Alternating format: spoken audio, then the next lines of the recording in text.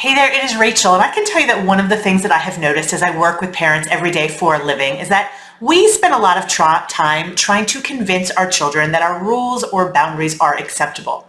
So, for example, if you ask your child to get off of their device because they have to go get a bath or shower and they get really upset, we tend to spend a lot of energy saying things like, well, you knew it was bath or shower time. Why are you getting so upset? Or, we talked about this yesterday. I don't like your reaction when I ask you to get off of your device. Or, I gave you a 5-minute warning and a 10-minute warning. Why are you getting so upset?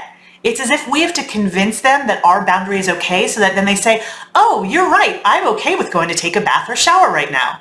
And it doesn't quite work that way.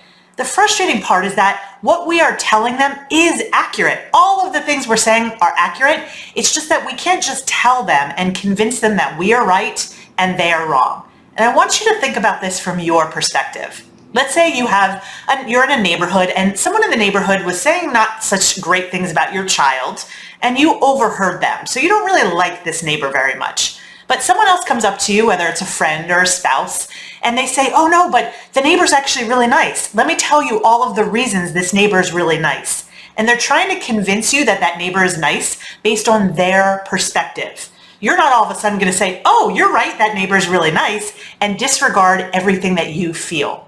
But if that friend or spouse actually took the time to understand your perspective and said, oh, no wonder you don't think that neighbor's very nice when they're talking about your child or our child, if they take the time to understand you and then they say something like, hey, can I tell you the reasons I think the neighbor is nice?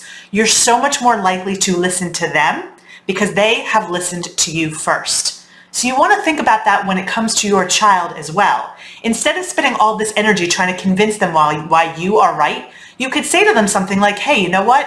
I understand why you're so upset because you were right in the middle of doing something and you don't feel like going to take a shower or a bath right now. Now, if after you've said that, you still feel the need to try to show them that your boundary is acceptable, you can say something like, can I tell you why I'm asking you to take a shower right now? Now, they're not necessarily going to say yes. They're more likely to say yes if you've listened to them first, but they may not care why you set your boundary. And the good news is, as parents, we don't need to make our children care. We don't need to convince them that our boundaries or rules are okay. We need to believe our boundaries or rules are okay, and we need to be okay with it if they get upset by them.